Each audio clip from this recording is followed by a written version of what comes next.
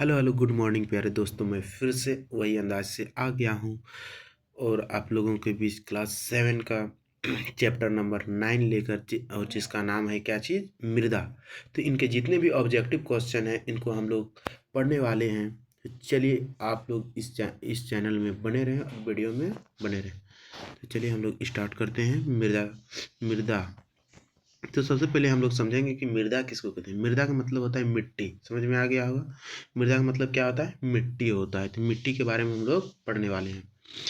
तो कहता है क्या चीज़ की, पहला नंबर क्वेश्चन क्या चीज़ है कि निम्नलिखित में कौन सा मृदा अपरदन का कारण नहीं है। अपरदन का कारण का मतलब, अपरदन का मतलब होता है क्या चीज़ की मिट्टी मिट्टी का कटाव, एक जगह से दूसरे जगह बहाव का होना ही अपरदन कहलाता है। ठीक है। मिट्टी जो है एक जगह से कट कर के दूसरी जगह बहना क्या कहलाएगा, अपरदन कहलाएगा। तो वही कह रहा है कि निम्नलिखित में कौन सा मृदा के अपरदन का कारण नहीं। तेज बहता जल, वृक्षारोपण, तेज आंधी और अति चक्रण। तो क्या कहते हैं, वृक्षारोपण। प्यारे दोस्त तो आप लोग समझ गए होंगे, वृक्षारोपण जो होता है मृदा अपरदन का कारण नहीं है, क्योंकि मृदा जो है जो वृक्ष रोपते हैं तो अपरदन को क्या करता है, वो रोकता है, वो मिट्टी को एक जगह से दूसरे जगह जाने नहीं देता।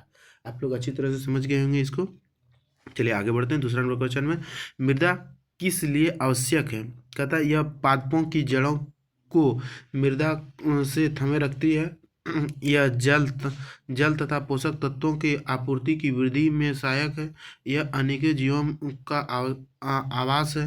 उपरोक्त बिल्कुल, ये सभी जीवों के लिए आवास भी है और ये सभी पेड़ पौधे जीव जंतु के लिए भी आवश्यक है। इसके लिए सभी के लिए मृदा आवश्यक है। ठीक है। दूसरा नंबर क्वेश्चन का डी हो जाएगा। तीसरा, मृदा की प्रत्येक परत किस में भिन्न होती है। कहता है स्पर्श व रंग में, गहराई व रासायनिक संगठन में, आकार और परिमाप में, ए बी दोनों, इनमें से डी। तो इनमें से क्या हो जाएगा प्यारे दोस्त, डी हो जाएगा। इनमें से क्या हो जाएगा, डी हो जाएगा। ठीक है।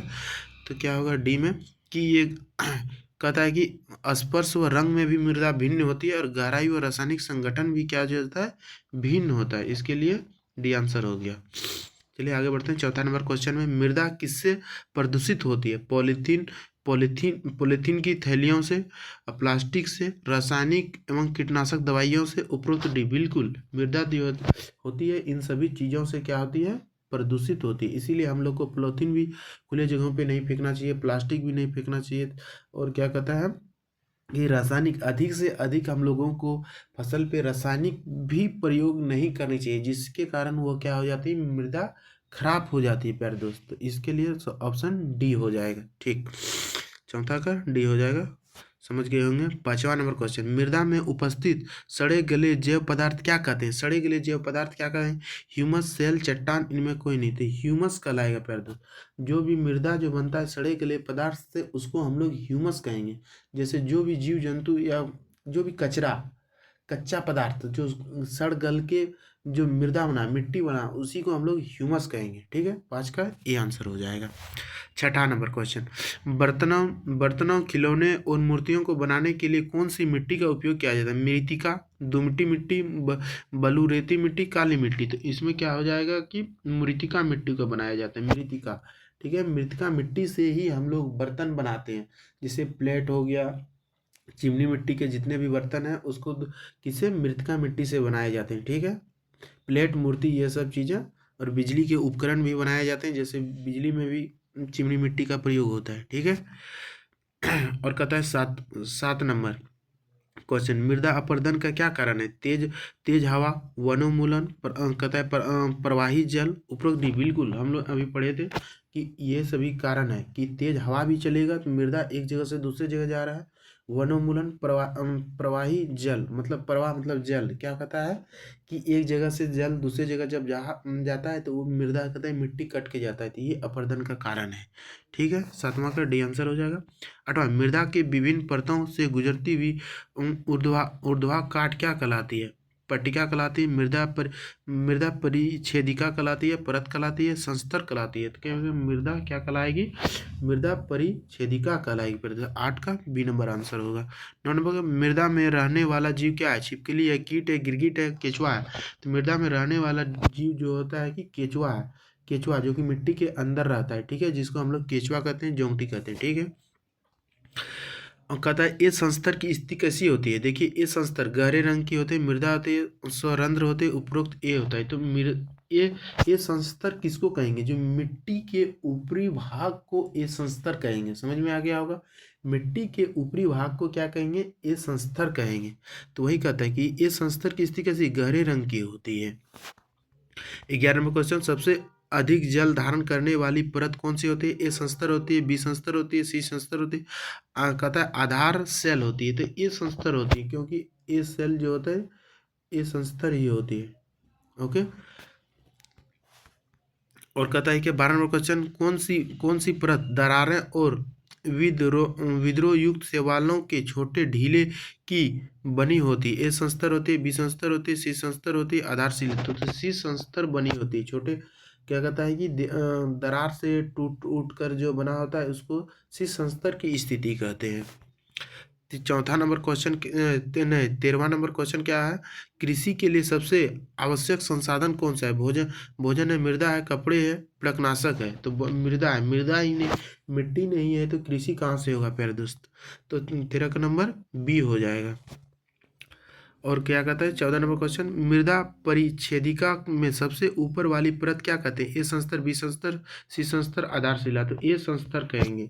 ये संस्तर समझ गए, मिट्टी के ऊपरी भाग को ये संस्तर, जिससे क्या होता है कि सभी पेड़ पौधे जीव जंतु वहीं रहते हैं, और पेड़ पौधे क्या होते हैं वहीं से वृद्धि करते हैं, उसी से सभी खनिज पदार्थ मिलते हैं वहीं से।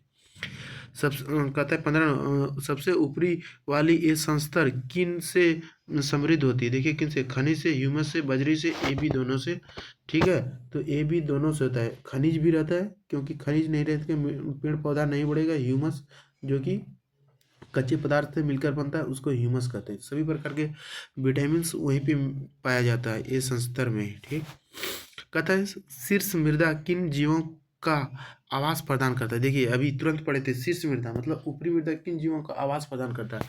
कृमियों का, कृंतकों का, छंटू दर और भंगुओं का, उपरोक्त डी। तो इन सभी जीवों का भी क्या कहता है, शीर्ष मृदा जो है आवास प्रदान करता है। कृमि जो कृंतकों और छंटू दर भूमिका मतलब बहुत सारे जीव जंतु जो होता है कि छोटे छोटे गड्ढे करके रहते हैं। 16 नंबर क्वेश्चन का 17 नंबर क्वेश्चन कहता है कणों के आकार अमाप के आधार पर मृदा कितने प्रकार के होते हैं। अमाप जिसको हम लोग माप नहीं सकते हैं वही कहता है अमाप। तो मृदा कितने प्रकार के, 2 3 4 5 6। तो कहता है कि मृदा जो होता है 3 प्रकार के होते हैं प्यारे दोस्त। कितने प्रकार के, मृदा 3 प्रकार के। मृदा की परतें कौन कौन सी होती है, ह्यूमस होती है, मृतिका होती है, बालू एवं बजरी होती है, उपरोक्त डी। मृदा की प्रकार कितने होती है, 3 प्रकार की होती है, जो कि हम लोगों ने अभी पढ़े। ह्यूमस होती है, मृतिका होती है और बालू एवं बजरी होती है, ठीक है। मृदा कितने प्रकार, 3 प्रकार जो कि क्या होता है, ह्यूमस, मृतिका और बालू एवं बजरी होती है। 19 नंबर क्वेश्चन क्या है, निम्न कहता है कि कौन सी मृदा वनस्पति उगाने के लिए उत्तम मानी जाती है। कहता है मृतिका होता है, मृणमय होता है, बलुई होता है, दुमटी होता है। दुमटी जो होता है जो कहता है कि वनस्पति उगाने के लिए उत्तम मानी जाती है। दोमट मृदा जो कि क्या होता है कि वनस्पति उगाने के लिए सबसे उत्तम होती है। बी संस्तर की स्थिति कैसी होती है, इनमें ह्यूमस कम होती है, इनमें खनिज अधिक होती है, अधिक कठोर व घनी होती है, उपरोक्त डी। तो इनमें सभी होती है। बी संस्तर में क्या होता है, ये संस्तर में तो सभी प्रकार के खनिज विटामिन ये सब पाया जाता था, जो कि पौधा क्या होता है अधिक तेजी से बढ़ता था और बढ़ जाता था। लेकिन बी संस्तर में कहता है इनमें ह्यूमस कम होता है, बिल्कुल ह्यूमस कम होता है, लेकिन खनिज अधिक होता है। और तीसरा नंबर अधिक कठोर भी होता है। जैसे जैसे हम बढ़ेंगे नीचे जाएंगे तो मृदा अधिक कठोर होता जाएगा। इसके लिए ऑप्शन डी हो जाएगा, 20 का डी होगा। 21 नंबर क्वेश्चन, किस मृदा में सब में बड़े कण का अनुपात अधिक होता है। बलुई में, मृणमय में, दुमटी में, ताल मृदा में। तो क्या पढ़े थे हम लोगों ने, बलुई मृदा में जो होता है क्या, उसके कण बड़े बड़े होते हैं। किसका, ए नंबर। 22 नंबर का क्वेश्चन, मृदा क्या है, सेल कणों का मिश्रण है, ह्यूमस का मिश्रण है, गले सड़े पदार्थ का मिश्रण, ए बी सी। कहता है ए बी दोनों। तो कहता है कि डी नंबर होगा, ए बी। क्या होगा, ए बी। मृदा सेल कणों का मिश्रण है और ह्यूमस का मिश्रण, ठीक है, जिसको हम लोग क्या कहेंगे, मृदा कहेंगे। तो ए बी दोनों है, सेल कणों का मिश्रण है और कहता है ह्यूमस का मिश्रण है, जिसको हम लोग मृदा कहेंगे। कहता है किस किस मृदा में बारीक सूक्ष्म कण का अनुपात अधिक होता है? बलुई मृदा में, मृण्मय मृदा में, दुमटी में, लाल मृदा में। तो क्या कहता है, एकदम छोटे छोटे कण जो होगा ना, वो किस में होगा? मृदा मृण्मय मृदा कहेंगे। सबसे छोटे छोटे कण किस मृदा में पाया जाता है? कहता है क्या? मृण्मय मृदा में छोटा छोटा कण होगा, एकदम छोटा छोटा।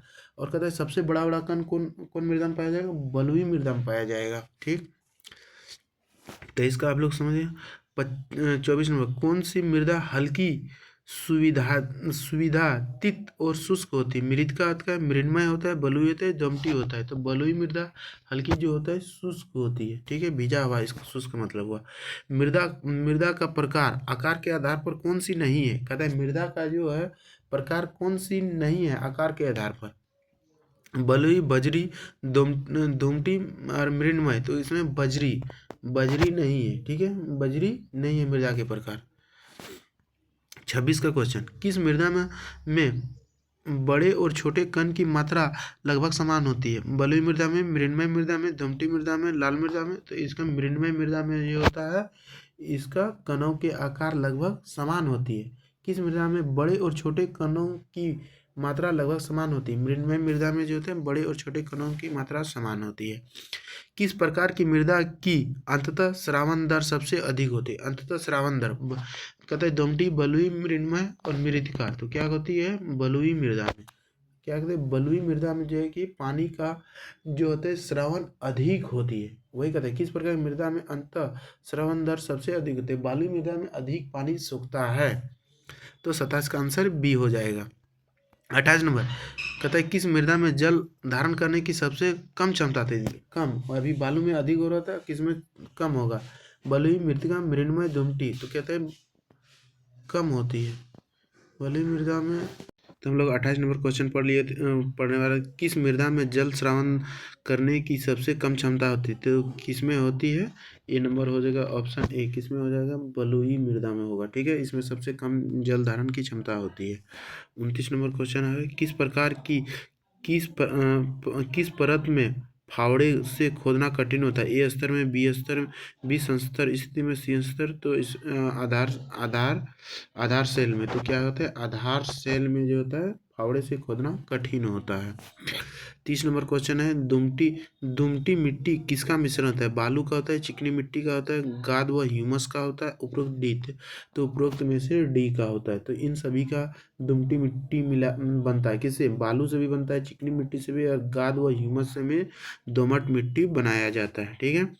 31 नंबर, कपास के लिए डैश श्रेष्ठ मानी जाती है? बलुई, दुमटी, बलुई, दोम और लाल। तो इसमें क्या कहता है? बलुई दोम। कपास के लिए क्या चीज़ है? बलुई दोम मृदा सबसे उपयुक्त है। कहता है 32 नंबर, मृदा द्वारा अवशोषित जल को प्रतिशत मात्रा का सूत्र क्या है? कहता है मृदा द्वारा अवशोषित जल का आयतन 1000/50। मृदा द्वारा अवशोषित जल का मात्रा 1000 आयतन 50। ए बी दोनों। तो ए बी क्या चीज़ हो जाएगा? ए बी दोनों हो जाएगा, क्योंकि दोनों का ऑप्शन एक ही है। ओके। और कहता है कौन सी मृदा कौन सी मृदा भारी व कम सुवाधित व अधिक आर्द्रता होती है? 33 का क्वेश्चन है। मृतिका है, मृण्मय है, बलुई है, दोमट है। ए नंबर। तो क्या कहता है? क्या चीज? ए नंबर मृतिका है। 34 नंबर, दालों के उत्पादन के लिए डैश मृदा उत्तम मानी जाती है? बलुई है, दोमटी है, बलुई, दोमट है, काली है। तो कहता है दोमटी मिट्टी है। कौन से है? दोमटी मिट्टी है। ठीक है। 35 का, मृदा की अंततः स्रावन का दर क्या चीज होता है? जल की मात्रा लीटर में, स्थानांतरण की अवधि मिनट में, जल की मात्रा मिली में, अंततः स्रावन की घंटे में, और क्या कहता है कि जल की मात्रा मिली में, स्थानांतरण स्रावन की मिनट में। तो ऑप्शन नंबर क्या हो जाएगा? डी हो जाएगा। 35 का डी हो गया। और 36 नंबर, सेल कणों के अतिरिक्त मृदा में होते हैं वायु और जल होते हैं, जल और पादप होते हैं, खनिज जैव पदार्थ होते हैं, और जल वायु पादप होते हैं। तो क्या होता है? सेल कण जो होता है क्या चीज होता है? खनिज जैव पदार्थ और वायु और जल होते हैं। सेल कणों के अतिरिक्त मृदा होते हैं खनिज जैव पदार्थ, वायु और जल। ठीक है। तो यही इतना ही क्वेश्चन था प्यारे दोस्त। तो वीडियो अच्छा लगे तो आप लोग को क्या करना है, वीडियो को शेयर करना है, लाइक करना है और अधिक से अधिक कमेंट करना है। यहीं पे वीडियो को समाप्त किया जाता है। जय हिंद, जय भारत।